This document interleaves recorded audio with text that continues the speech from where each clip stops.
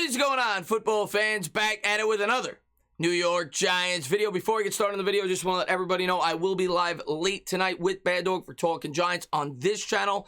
It will be at 10:30. Of course, we're going to dive into the draft. Any questions you guys may have, it's a little bit later because he's doing the Laker game. We'll go probably till 12:30 or 12:40. We usually go to about 12:10. If you guys can't make it due to the late time, you can always watch the replay. So thank you guys for being the best supporters on YouTube. I'm also going to have a mock draft up probably tomorrow. I said it was going to be up yesterday. I had a lot of things pop up. And it will be out probably tomorrow, in which I will be drafting a first-round wide receiver, which kind of prompted me to make this video, where I wanted to talk about the wide receiver position for the New York Giants, being that it is being so talked about by everybody for good reason. Last year, the New York Giants offense was completely stagnant. And we're going to jump into the pros and cons of drafting a wide receiver at number 11 overall for the New York Giants. In this video, I'm going to try to be as fair as I possibly can. I'll be the first to say, before I jump into it, I am not traditionally a guy that's in favor of taking a wide receiver in the first round. And I'm going to explain my stance throughout this video as to why. It's not because I don't value the position. I certainly do. It's because I think you could get value later in the draft at that position more so than others. But being how poor the offense was last year, I was fully on board the first-round wide receiver train when I looked at this core after last year, before free agency started. And before free agency started, I would have said our needs in order probably would have been, assuming that Zeitler may have been back, absolutely wide receiver number 1.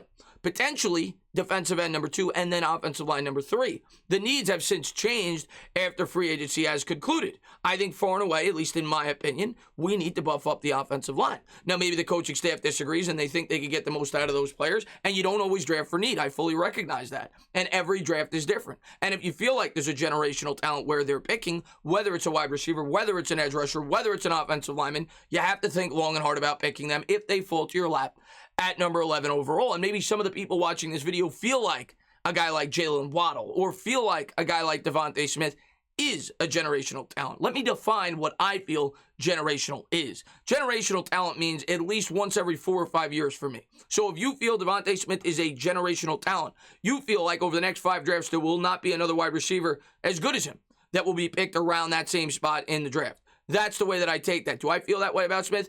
Not necessarily, but I do recognize that this is a very rich wide receiver draft class, offensive heavy draft class, kind of like the 2019 draft class where it was defensive heavy. We elected to go quarterback. Last year was more offensive line heavy. This year, I think, is overall offense heavy. You have a lot of quarterbacks that are very talented. You have some talented offensive linemen. You have some talented wide receivers. The only defensive players that, in my opinion, should be going top 10 if the character concerns check out are Micah Parsons and potentially 1 or 2 cornerbacks, whether it be guys like Patrick Surtain, J.C. Horn, Caleb Farley before the injury. But it's certainly a rich offensive draft class. And that's why I don't want to just, say every draft is the same. I am going to go over a sample size and show you guys why I personally think wide receiver may not be the best of ideas. But I'm also going to talk about the pros and the reasoning why I think they should take a wide receiver. And we're going to start there. We're going to talk about the reasoning why the New York Giants should take a wide receiver if, in fact, they do. You start with the offense. Like I said, 31st overall. Now, they did address the position. They got Kenny Golladay. They got John Ross. And they got another pass catcher in Kyle Rudolph. But you look at this team, you worry about injuries, specifically at that position. And Saquon Barkley as well is coming back. That should certainly help in terms of the weapons department for this team. And when healthy, if you look at the weapons on this team, I think we're above average, especially when you factor in Saquon Barkley. I'd probably say in the top 10. I mean, Saquon Barkley to me is one of the top 3 or 4 most talented running backs in football if he proves to be completely healthy. Kenny Golladay, I do think, is a bona fide number 1. Ingram, as much as we hate him, is a mismatch. Rudolph will help in the red zone. Shifting Shepard over to the slot, I think he's more than suitable there. And I personally think Darius Slayton could at least be a competent, solid number 2 wide receiver. So when healthy, I think we're at a bare minimum league average in the weapon department. The question is, will we stay healthy? Barkley's had injuries, Galladay's had injuries, Ross has had injuries, Shepard's had injuries, Ingram's had injuries. So there's a lot of problems there and a lot of things you got to worry about. So I think that is the biggest reasoning why, outside of if you feel the guy's generational, to take a wide receiver at number 11 overall. You're concerned with the depth. You're concerned with the injuries of this football team at that position specifically. Not to mention, you may look to move on from Sterling Shepard after this year. His dead cap hit isn't too much. He's 1 concussion away potentially from retiring. He's had concussion history throughout his entire career. I'm a big fan of Shepard. I like Shepard. I think he's underrated. He's a very good blocker. But yeah, injuries are certainly a concern there. So that would be the where I would understand taking a wide receiver even after signing Kenny Golladay and signing Ross and signing Rudolph would be to make sure that you give Daniel Jones everything he possibly needs if you feel like this guy is a can't-miss prospect and you worry about the depth at that position, mainly due in large part to injuries. Not to mention Darius Slayton. Yeah, you could certainly argue regressed last year. He was among one of the leaders in drops, even though he didn't have a ton of targets. So I get that. I absolutely get that. And we don't have a great route runner on this team. Devonta Smith would certainly bring that. You could argue he is the best route runner in this year's draft class. In terms of the cons, we're going to start with need. I don't think it's our biggest need. I don't think it's our second biggest need. As a matter of fact, I probably don't even think it's our third biggest need at this point in time. You can certainly argue it's third, but I'd put edge rusher and I'd certainly put offensive line above it in terms of need. You look at the wide receiver position, I think it is completely fair to say the top 3 wide receivers we have are a suitable starting unit.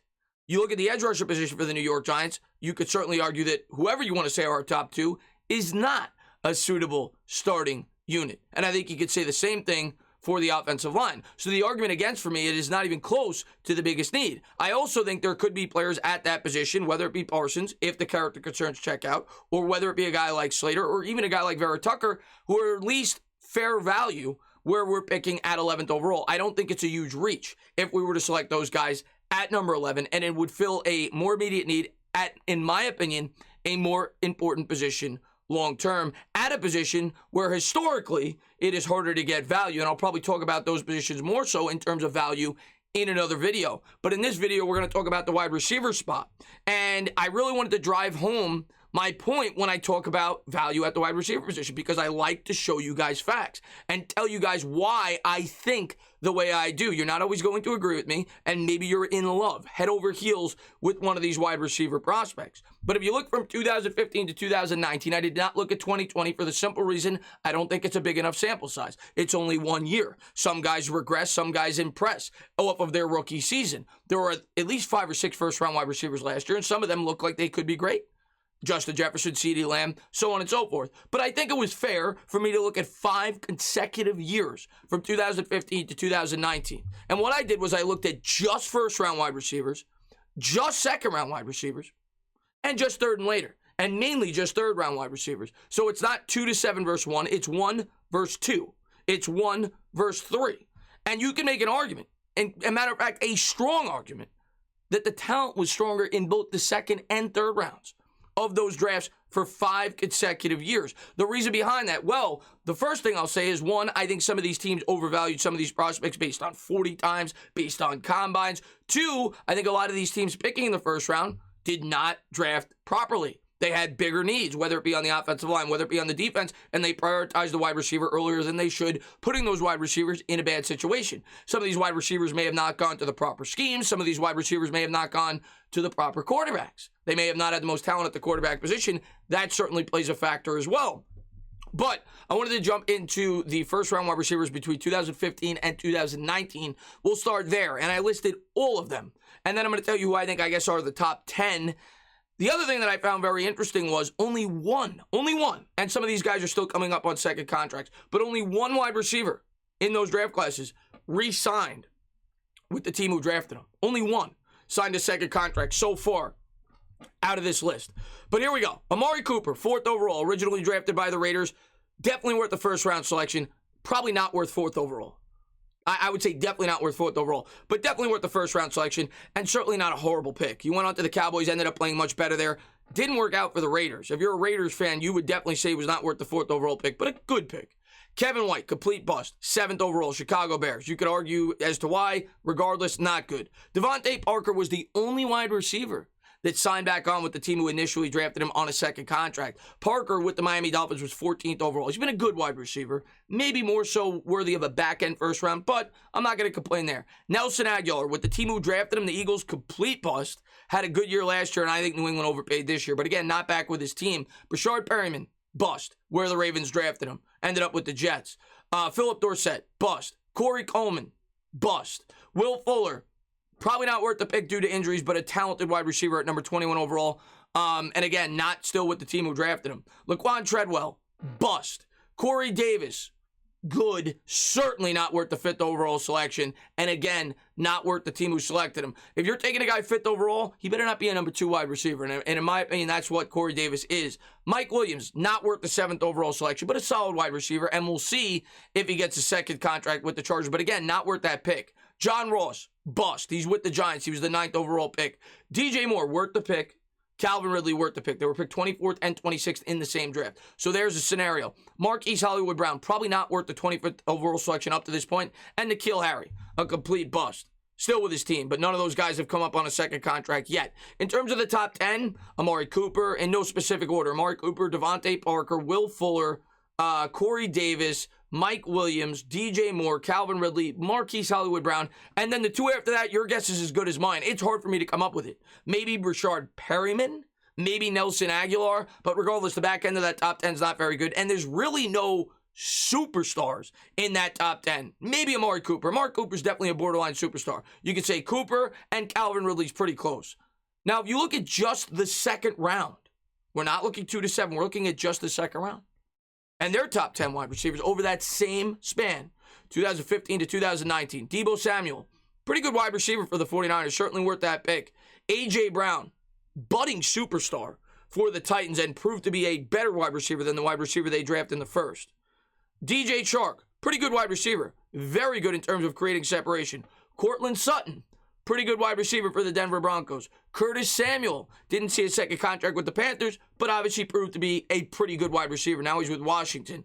Juju Smith-Schuster signed back with Pittsburgh, albeit on a 1-year deal, but a guy that is certainly proven to be worthy of a second-round selection. Sterling Shepard signed a second contract with the New York Giants. When he's healthy, is a good wide receiver. Michael Thomas, one of the top 5 wide receivers in the sport, signed a massive second contract with the New Orleans Saints. Tyler Boyd, solid wide receiver. And DK Metcalf, one of the best wide receivers in the NFL. So the top 10 on just first and the top 10 on just second don't even stack up. It's not even comparable. When you go to the third or later, and the majority of these guys are third-round wide receivers. As a matter of fact, let me count. 1, 2, 3, 4, 5, 6, 7 of these 11 wide receivers I'm about to tell you are just third-round wide receivers over that same span. Some are 4th, some are 5th. Terry McLaurin, number 1 wide receiver for Washington. I suspect he's going to get a long-term contract. He's a number 1 there. He was a third-round pick. Michael Gallup, third-round pick for the Dallas Cowboys. A borderline number 1 wide receiver in this league. Cooper Kupp, probably a top 10, top 15 wide receiver. Third-round pick for the Rams. Kenny Golladay just signed a massive contract with the New York Giants. Third-round pick for the Lions. Number 1 wide receiver. Chris Godwin just signed back on with the Bucs. Number 1 option. Third round. Tyreek Hill, top 5 wide receiver in this league. 5th-round pick. Tyler Lockett, borderline number 1 wide receiver. 3rd-round pick. Ty Montgomery, solid wide receiver. Played some running back for the Packers as well. 3rd-round pick. Jamison Crowder, solid, sure-handed slot wide receiver for Washington. Ended up with the Jets. 4th-round pick. Stephon Diggs, one of the top 5-6 wide receivers in the sport. 5th-round pick. Ended up getting traded to the Buffalo Bills. And, of course, Darius Slayton, 5th-round pick for the New York Giants. Looks to be worthy of that pick for sure, and one of Dave Gettleman's better picks in terms of value. But my point was to show you guys that is over the same 5 years. And you could make the case, matter of fact, I think it is fact, that the better wide receivers over that same 5-year sample size came in the 2nd round and the 3rd round, and then probably first would be the 3rd best, which just goes to show you at that position specifically, you could really get a lot of value. And being that, in my opinion, wide receiver is no longer the New York Giants' biggest need, and it once was, believe me, I personally would not prioritize that position. Now, my opinion may change based on what happens in the draft. If a guy like Jamar Chase is there at 11, you think long and hard about taking him.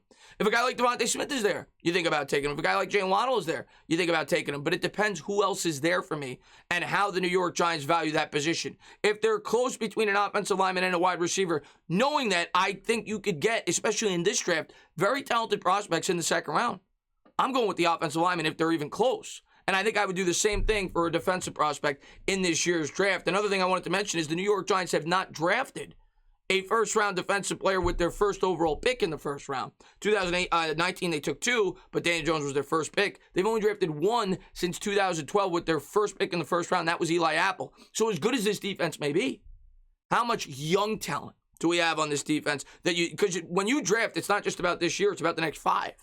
How much young talent do we have on that defense that we see is going to be a part of the future? We don't know if we're going to re-sign Jabril Peppers. The majority of this defense has been built off of free agency and trades.